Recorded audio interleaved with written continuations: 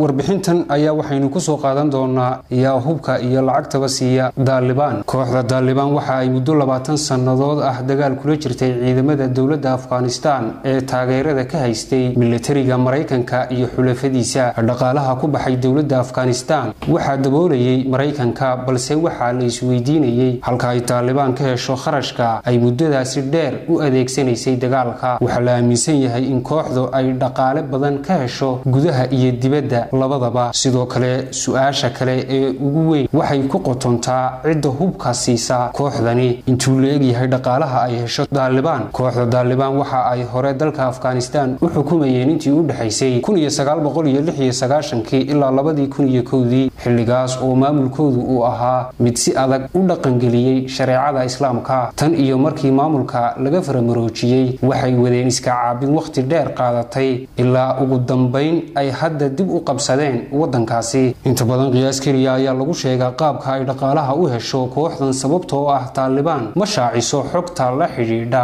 meesha ay lacagta ka helaan, balse waraysiyo ay BBC-du la yeelatay khubaro ku sugan gudaha iyo dibadda Afghanistan ayaa muujiyay in kooxdu ay leedahay shabakad lacag u ururisa qaab aan si weyn loo fahansanayn. waxa kale oo ay ururiyaan cashuur si loogu bixiyo hawlgallada ay fulinayaan ururkani. ilaha ay dhaqaaluhu ka soo galaan waxa kamid ah iibinta maandooriye ka baxa wadankaasi oo dibadda loo dhoofiyo. ciidamada Mareykanka ayaa sanadihii dambe isku dayay inay duqeymo la beegsadaan xarumaha lagu kaydiyo maandooriyaha la iibiyo ee la aaminsan yahay in dhaqaaluhu uu ka soo galo kooxda Taliban. hase yeeshee kharashka soo gala kooxdani ma aha oo kaliya midka ka yimaada ganacsiga. qaramada midoobay ayaa 2012 ka digtay in la qaato fikirka ku aadan in isha dhaqaale ee ugu muhiimsan ee Taliban ay tahay tan iibinta daroogada. laga soo bilaabo sanadkii 2011 dhaqaalaha sanadlaha ah ee soo gala Taliban waxa lagu qiyaasay 400 milyan,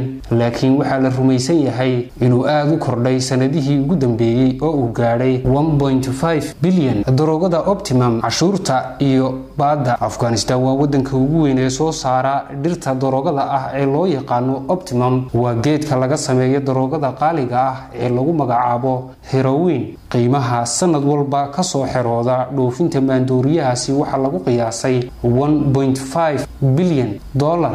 waa dhir si aad ah looga jecel yahay meelo badan oo kamid ah dunida, inkasta oo uu geedkani ka baxo meelo kamid ah magaalooyinka ay gacanta ku haysay ee dawladda Afghanistan. dhulka uu sida weyn looga beerto waa meelaha ay 20 sanadood ee ugu dambeeyay ay gacanta ku hayeen xoogagani Taliban. Taliban waxa ay lacago kala duwan ku heleen cashuur heerar kala duwan ah oo ay ku soo rogaan shacabka. 10% kamid ah cashuurtaasi waxa laga qaadaa dadka beerta daroogada Optimum. shaybaadhada Optimumka oo lagu bedelo daroogada herointa. sidoo kalena waxa lacagtaasi laga qaadaa dadka si sharci darro ah maandooriyahaasi u dhoofiya isla markaasina ka ganacsada. lacagta ay Taliban ka helaysay daroogada aan sharciga ahayn waxa sanad walba lagu qiyaasay 100 milyan ilaa 400 milyan. xubnaha kooxdan ayaa la sheegay lacago kale in ay ku heli jireen qaab baad ah oo si khasab ah looga qaato dadka ganacsatada ah. macdan qodista dalka Afghanistan wuxuu qani ku yahay dhagaxyada qaaliga ah. kuwa badan oo kamid ahna waxa ay gacanta ugu jireen dad gaar ah maadaama uu wadanku hareeyay dagaal. dhaqaalaha ka soo baxa ama ka soo xirooda dhagaxyada qaaliga ah ee Afghanistan waxa lagu qiyaasaa 1 bilyan oo dollar. inta ugu badanna dhagaxyadani waxa loo qaataa qaab sharci darro ah. kooxda Taliban waxa ay maamushaa gudad laga qodo macdanta, waxaynay ka qaadaa dadka sharci darrada u qota iyo kuwa sharciga waafaqsan labadaba lacago. sanadkii 2014 warbixin ay soo saareen kooxda kormeerka ee qaramada midoobay ayaa lagu sheegay in Taliban ay sanadkiiba 100 milyan ka helaan 25 ilaa 30 god oo macdanta laga qodo oo ku yaala gobolka koonfureed ee Helmand. maalgelin dibadda ka timaada saraakiil isugu jira Mareykan iyo Afghanistan ayaa muddo dheer ku eedeynayay dalal gobolka ku yaala inay dhaqaale ku taageeraan kooxda Taliban. dawladahaasi waxaa kamid ah Pakistan, Iran iyo Ruushka, laakiin si joogto ah ayay mar walba u beeniyeen eedeymahaasi loo jeediyey. sidoo kale waxaa jira warbixino hore loo daabacay oo sheegaya in shakhsiyaad u dhashay Pakistan iyo qaar ka mid ah dalalka khaliijka sida Sacuudiga, Imaaraadka Carabta iyo Qatar ayaa la aaminsan yahay inay si iskood ah lacago ugu taageeraan kooxda Taliban, inkastoo aysan suuragal ahayn in la ogaado tirada saxda ah ee ay lacagtaasi dhan tahay. dadka khubarada ah waxa ay ku qiyaaseen in ay gaari karto ilaa 500 oo milyan oo dollar sanad walba.